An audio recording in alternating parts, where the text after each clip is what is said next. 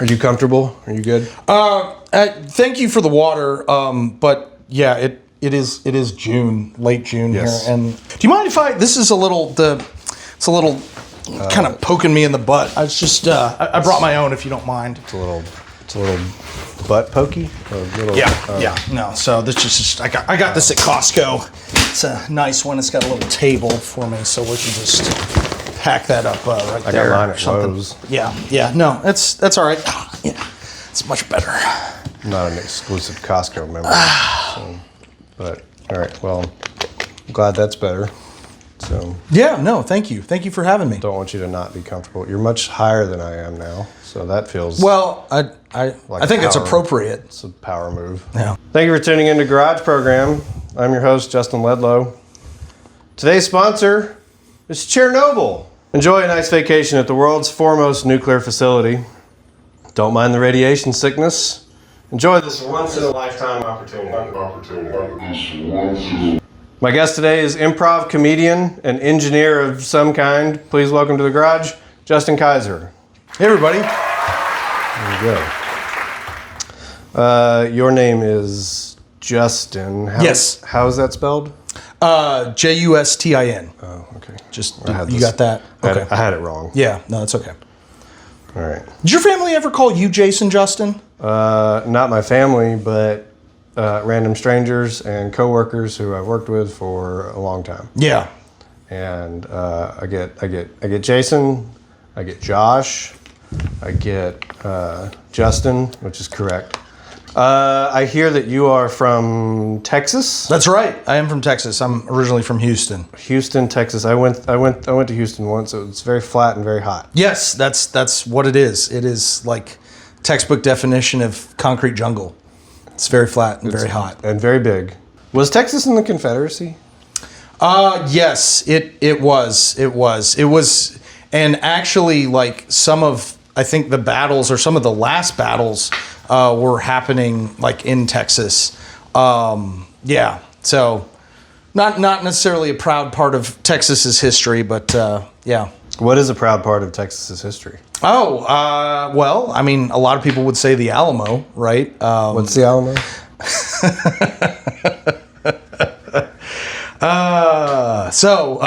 The Alamo was an old mission in which the Texicans, who were the basic... You can't say that. You can't say that. I can say Texicans. That's the appropriate term. They were Texans and Mexicans at the time. They were citizens of Mexico, and they were fighting for their independence.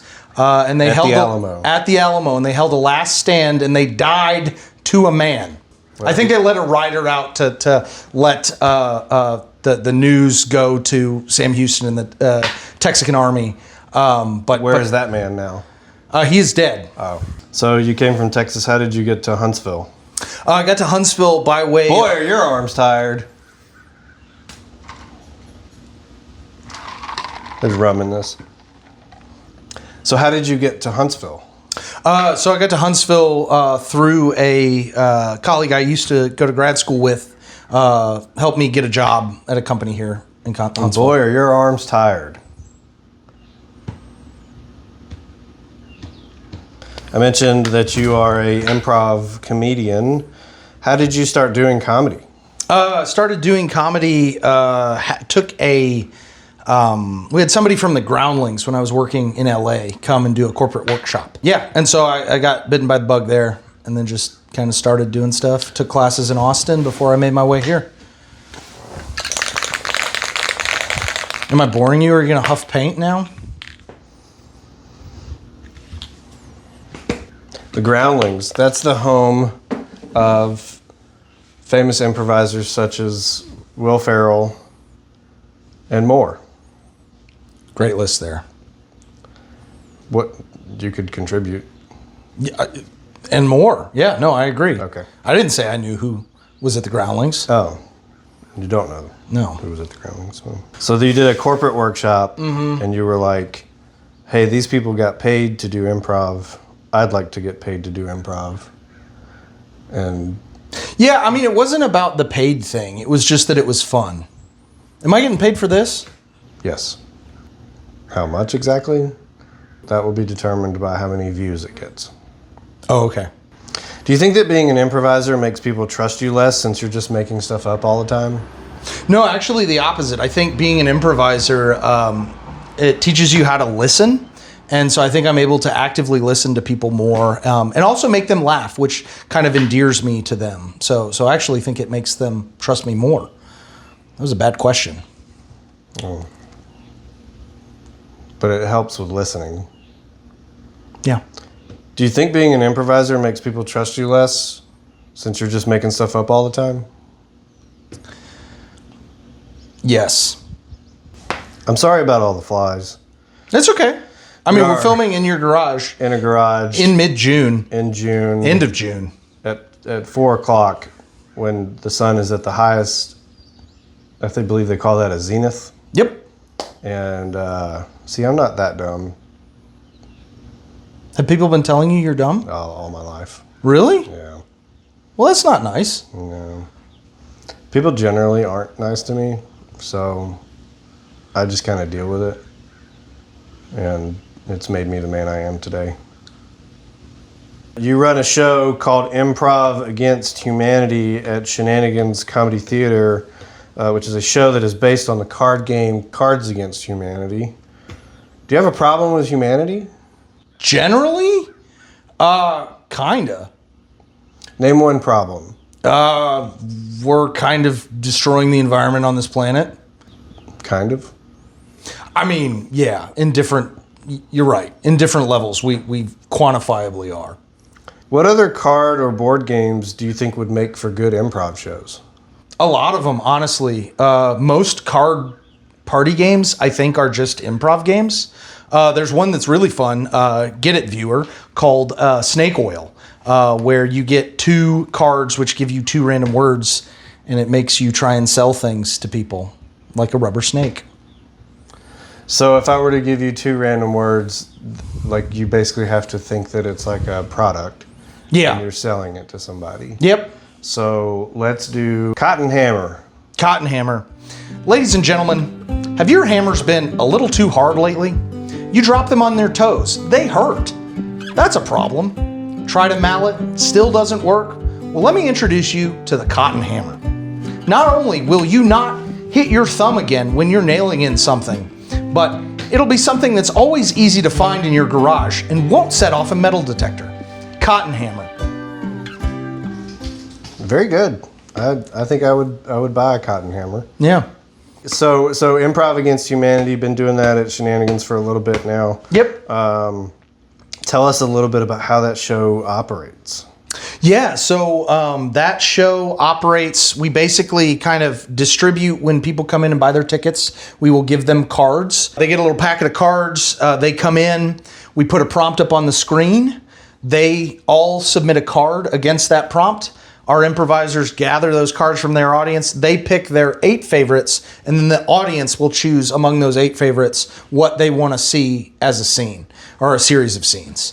What's been one of your favorite card combinations? I think it was What Women Want was the prompt, and the winner was magic beans. Very good. Mm-hmm. All that women want is magic beans. Beans that go in the ground and sprout a giant beanstalk that reaches up to another land where other people are. Basically what women want is to get away from you. So I've done that show. It was a fun time. Yeah, no, you were great on it. That's not true. It's not true. He wasn't the greatest on it, no, but he was great on it. There was other people on the show that were, as is very often, better than I am, which is why I've retreated into hosting most shows to say, well, I don't have to perform. All I have to do is host the show. And you do a good job hosting. He said doo-doo. And doo-doo.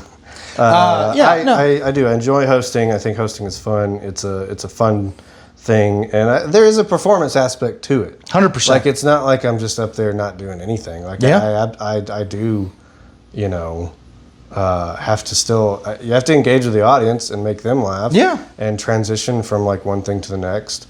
And you're like a shepherd. You also control the energy of the show, I feel. That's my X-Men mutant power. Yeah. Is the controlling of energy. I went to the Charles Xavier Gula Skifton School of Gifted Mutants. Did you go to that instead of regular school? Yes, that's why I can't talk. That's why I'm screwing up words. I heard that you used to run some kind of D&D improv show. Tell me about that, and let me write down the ideas so I can steal it and redo it. Yeah, so with a group of people I used to play D&D here with, unfortunately some of them have left the state. We called it Dunces and Dragons, done with a group that we branded ourselves called Dungeon Hunts, which is a little portmanteau of dungeon and Huntsville. Oh. Yeah, kind of clever there. But yeah, we did a live play D&D show. We did 3 of them. It was essentially beat prov. So our dungeon master would kind of have it all planned out. And we would know essentially, like, you'd come in with a character that you chose and we dress up in costume. We were mic'd up. And you'd know, like, there's going to be some quest. You're going to get some kind of item. You're going to fight some things. And then ultimately there'll be a big bad that you're going to fight at the end. And that's kind of all we really knew, those beats. And then we would improvise everything in between. We had a giant inflatable die that D20 that we'd have audience members throw up on stage to roll.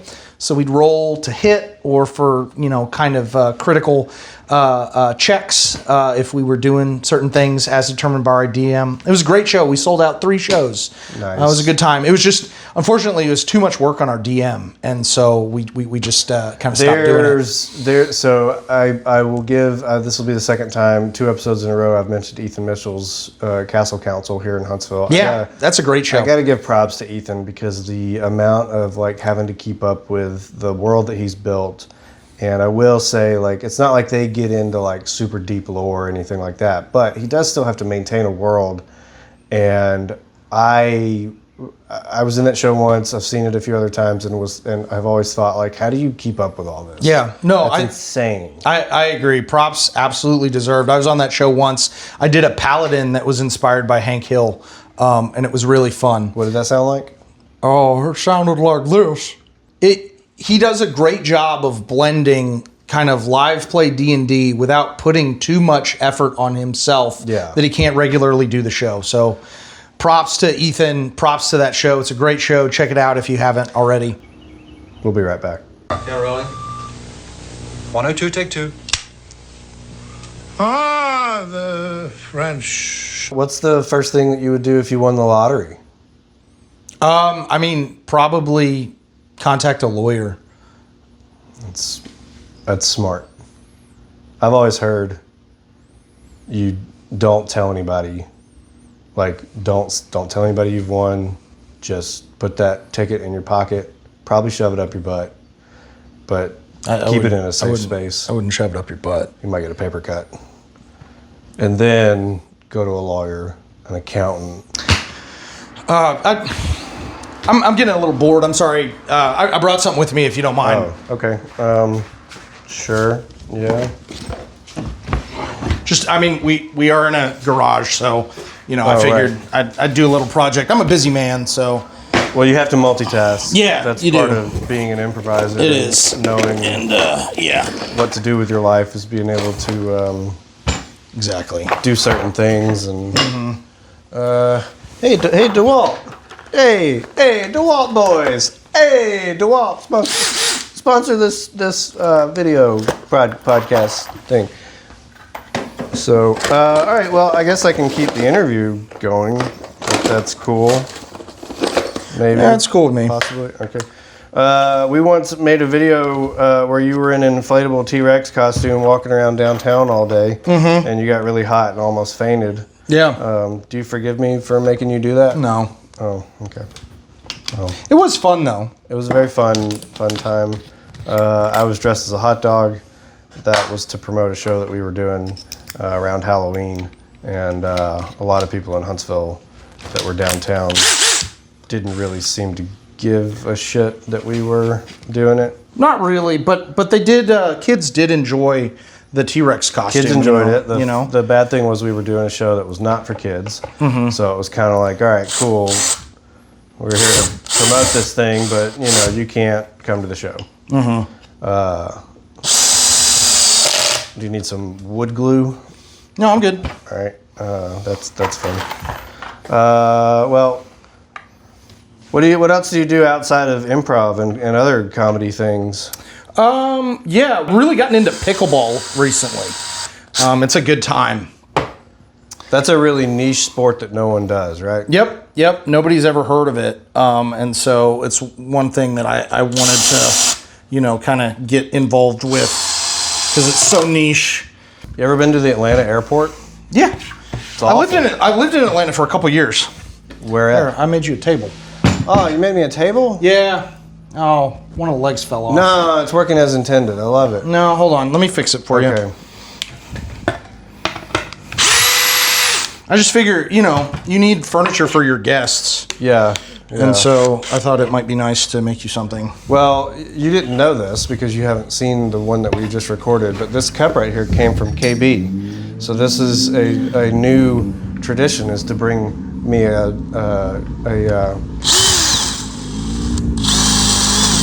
bring you an item, an artisan made item. tradition to bring me a new, like, a present, basically, to say, like, hey, thanks for having me in your house. And you not only brought me something, you made me something. That's right. So, folks, future guest of this program, I told you on KB's episode that a precedent has been set. The precedent has now been upgraded. So your task, if you choose to accept it, is to bring me something and make it on the spot as a gift for being on Garage Program. This is great. Yeah, you like it? Is this birch?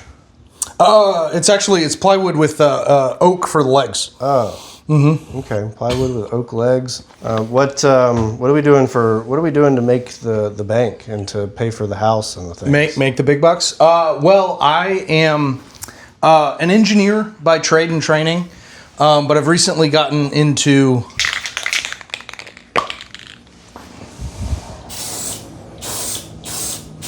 Thank you for hitting me with that. Recently gotten into painting and huffing spray paint. Oh, great. I'm glad to have contributed to your addiction. I think it's fun to do sometimes. I do get a headache from it occasionally and get a little lightheaded. But I think that's part of the process, Who are some of your idols? Ooh, that's a good question. Big two are Mr. Rogers, Fred Rogers, and Steve Irwin.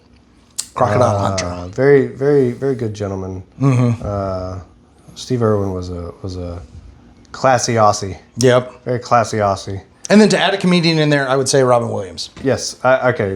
Robin Williams, for me, between him and George Carlin, probably the two comedy idols. Mm-hmm. Carlin's great too. But that was a trick question. You're actually not supposed to have idols. Idolatry is not something that is good for people. You know what else is not good for people? Huffing spray paint.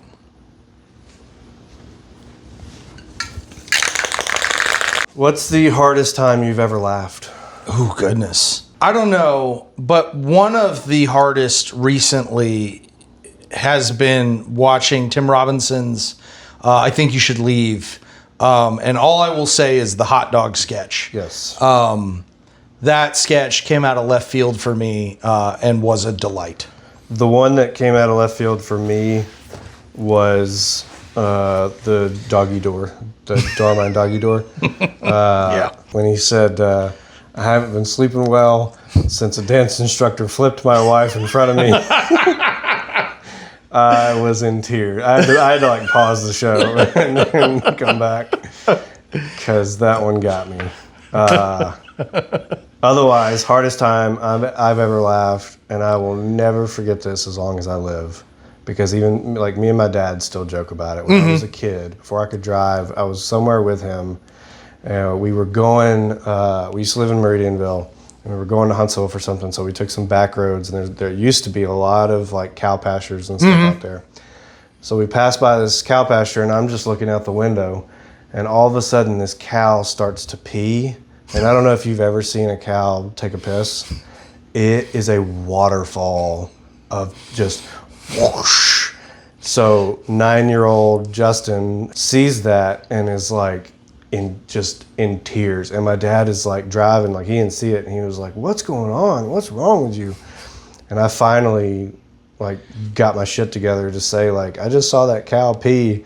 And then he started laughing, and he didn't even see it. So we both started laughing.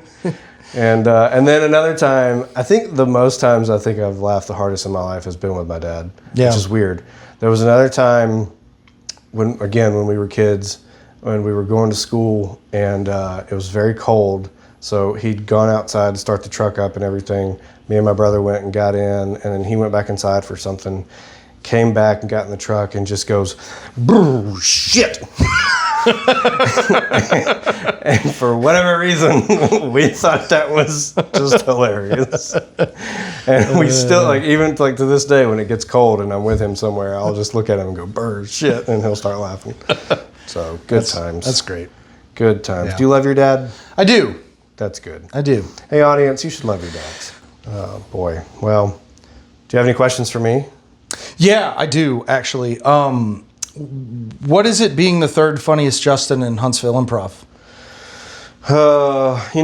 It's been a long time coming. I've worked my way up to the top as much as I possibly can, and this is as far as I've gotten. I'm at least on the stage, like if this is you're on the stage. If this is like you make podium. Right. I will say that. Yeah. If this is an Olympics award presentation, I'm still there. I'm in the photo op. Mm-hmm. So can't discount that.